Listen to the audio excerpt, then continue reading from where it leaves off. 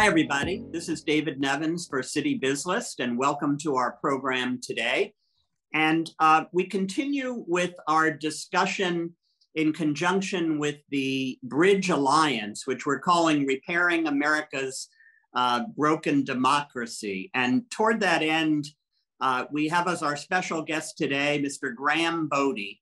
And Graham, welcome to our program, first of all. Oh, thanks for having me, David. It's indeed our pleasure. And so, Graham, I'm not 100% sure what to call you. I know I've been reading your biography, and you're an expert on listening. You can tell our audience what that is before we get into the National Week of Conversation. We've certainly interviewed plenty of experts on speaking, but you're our first expert on listening. So tell us a little bit, Graham, about your background and how that led you to where you are today. Yeah, so first I'll say, just because I'm an expert doesn't mean I always do it well. And you could ask my family as a great source for how I fail miserably on occasion to give my full attention and respond in ways that are most generative and uplifting to them. But in a more serious tone, I went to graduate school at Auburn University, and at the time it was a hotbed for listening research. And so I got affiliated with the International Listening Association over 20 years ago, and set my research trajectory through my PhD program on what happens inside of a listener as well as inside of a distressed other when that listener does or doesn't respond in ways that help the individual cope with their stressful experience. And so outside of a counseling context, what does it mean to be a quote unquote good listener? And in my 20 or so years of research, I've come to the conclusion that there is no such thing as a good listener, but rather there are different ways in which we operationalize listening based on the context and based on how we've been socialized to listen. Some of us have been raised in households that are more supportive of what we might call pluralistic norms. In other words, differences of opinion and perspective. And others of us have been raised in households and in societies that oftentimes shut down or feel defensive when they feel like their opinion is being attacked. And that's where my research sort of began to merge into what my current role is with Listen First Project. I call myself a listening officer and basically operate as the manager of the Listen First Coalition, which is a group of 500 plus organizations across the country that seek to bring people together across various divides in order to help them solve problems in their local communities in ways that can provide equitable and inclusive spaces for all citizens. I mean, it must be fascinating work. It certainly seems to me that at least one of the significant issues we face here in this country as a society today is that, for whatever reason, we either have stopped talking to each other or we've forgotten how to do that because people have just become totally set in at least in their political ways, right? All to the left, to the right, wherever it may be. So what advice do you have for those who might be watching in terms of perhaps paying a little more attention to different perspectives on the world? Yeah, I think the first thing that I would say is that the solution to this is multifaceted. There is not one solution that's going to automatically solve all of our problems. So to suggest that, well, if we just got together and had a conversation an hour later, all's good, right? There are incentive structures in our politics, for instance, that disincentivize Republicans talking to Democrats and Democrats, cooperating with Republicans. The political polarization is certainly one angle of this, but what you find at the national level in terms of inability for politicians to, reach across the aisle because of various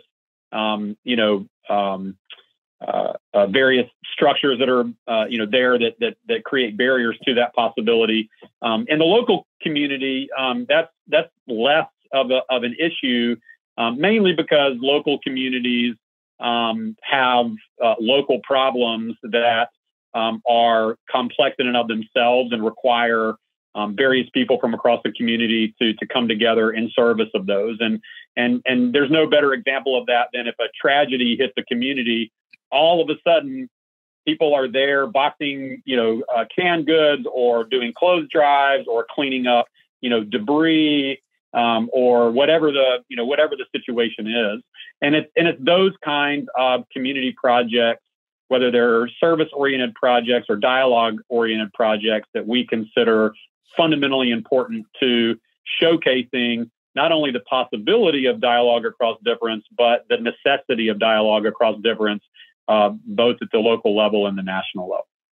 So I don't know why we can't talk to each other. I think there's a lot of reasons for that. You can blame social media or the real media or, whatever you want to blame. There's enough blame to go around, but we're more interested in solutions rather than casting blame. We're interested in the solutions that create the social awareness that this is possible and this is desirable. So, Graham, one such solution at the Listen First Coalition is something you have upcoming, which you call the National Week of Conversation. So tell us a little bit about Listen First Coalition, and then, of course, tell us about the National Week of Conversation in April. Yeah, so the Listen First Coalition is 500 and plus organizations across the country that count what we call bridge building as a core mission. Our North Star is the elimination, if you will, of toxic polarization, which is the degree to which we demonize each other over difference. It's not getting everyone to agree. It's not full consensus building, although that certainly is one model that is useful in some context. But rather, it is a group of organizations and practitioners and scholars who are concerned about affective polarization, or again, the degree to which you feel, coldly and vitriolic toward people who disagree with you. And we created the National Week of Conversation back in 2018 as an opportunity for those organizations to showcase their work. So we call this an opportunity for Americans to show up for each other and for the country we love.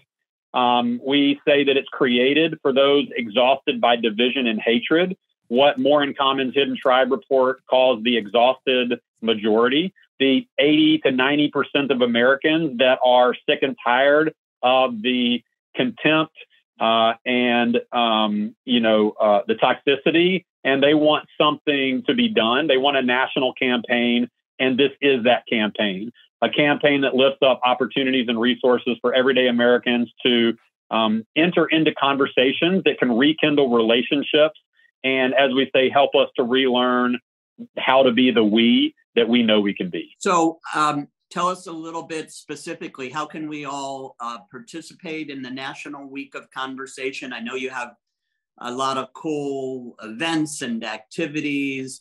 Assume that nobody watching is all that familiar with the National Week of Conversation, and fill us in. So the website is conversation.us. And on that website, you'll find that we are interested in people not only coming to events that have been pre-planned. So hundreds of partner organizations are putting events up on our common calendar system. And those events range from people interested in K through 12 education and higher education to libraries and workplaces, and to the deep community work that they might want to do in their own local neighborhoods. So in addition to those pre-planned events, we also will have and continue to post resources for people to download and convene their own conversations.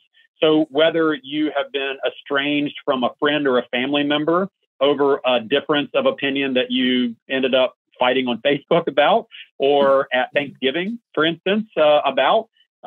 If you want to rekindle those relationships, we've got resources that enable you to do that.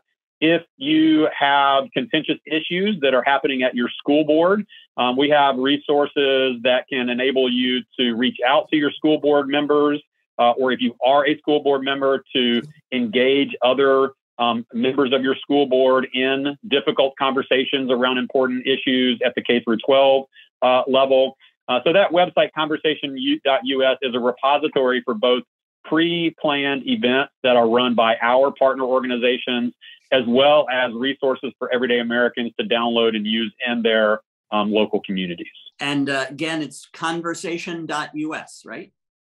Yep, conversation without an S at the end, conversation.us. So, Graham, I know you've been doing this for, I think, about 5 years or so.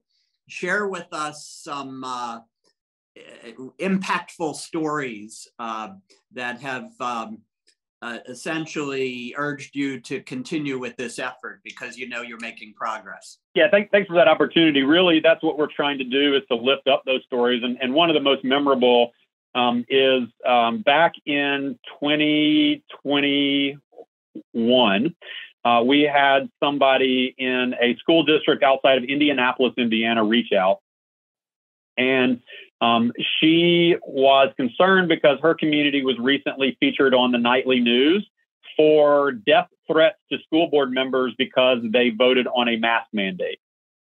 So this was back when some of us wanted masks and others of us didn't want masks. And you saw across the country, not only in Indiana, but also in Tennessee and other places, literal violence in the parking lot after school board meetings over these kinds of decisions. People not only yelling and shouting, but yelling and shouting death threats to school board members. So she reached out and was interested not in coming to something pre-planned, but to have basically what was a secret, almost clandestine meeting of 40 or so community members that ranged from individuals on the far left to individuals on the far right of the political spectrum in terms of their opinions about masks and other issues. And so they did that. They convened. And 2 days after that event, she called and said, "That was amazing. It was generative. And people were actually at tables talking to each other about the differences in their opinions." So much so that she came back the year after and again this year to help plan what the K through 12 structure for National Week of Conversation would look like. And then to tag on to that, we had a panel recently during Civic Learning Week, which is a project of iCivics and the Civics Now Coalition. We paneled a panel on bridging, and we had hundreds of people across the country, including school board members, attend. And we got an email from a woman that said, basically, "I didn't know this was possible, and now I'm encouraged that our school board can actually make progress." So it's really in my mind, as you said, we've been doing this work for so long, we think, of course, people can talk across difference, but the very idea that people can talk across difference with seemingly intractable issues like masks, like abortion, like gun control and gun rights, that is not always part of the social narrative.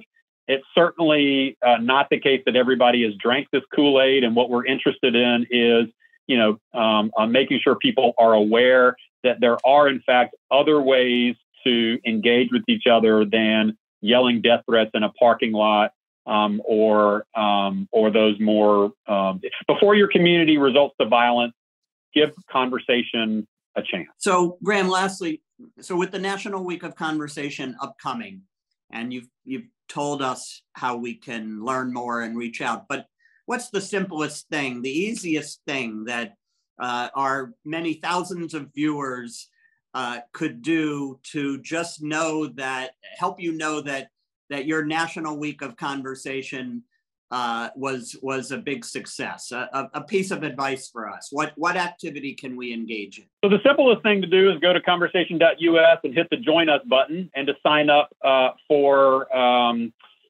emails that will tell you how to participate, and then to join an event. And so the one that's kicking off National Week of Conversation on Monday, April the 17th, is a nationwide screening of the documentary called The Abortion Talks. And before anybody goes, whoa, abortion, I don't want to talk about abortion, the film tells the story of 6 activists, 3 pro-life and 3 pro-choice. And these aren't just any activists. These are 3 women. These are 6 women who are basically executive directors and founders of the pro-life movement and the pro-choice movement, who back in the late 90s in Brookline, Massachusetts, witnessed the shooting of 2 women at women's health centers in Massachusetts. And so the film tells the story about those women meeting in secret for 5 years and their journey from enemies to friends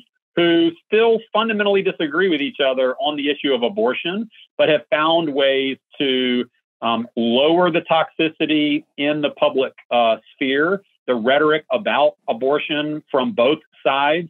And what we saw from the late 90s until most recently was a much calmer debate and deliberation about the issue of abortion than what was happening in the 90s, for those of you that are watching that remember that pretty vitriolic time around that. So we'd invite you to sit in your living room at 6 o'clock, 6:30 Eastern on Monday, April the 17th, and watch that film.